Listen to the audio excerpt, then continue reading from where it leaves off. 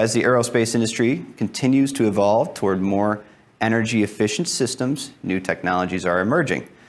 An example of this technology would be the need for very large turbine generators to be used to power multiple wing propellers used on hybrid electric aircraft. The new technologies are placing larger demands on motors in terms of operating speeds, temperatures, and efficiencies. Selecting the correct motor topology in order to meet these requirements is extremely important.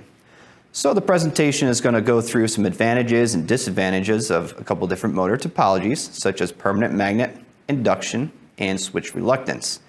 It will then discuss advanced manufacturing technologies which are being incorporated into permanent magnet motors to provide power-dense solutions needed for aviation electrification demands.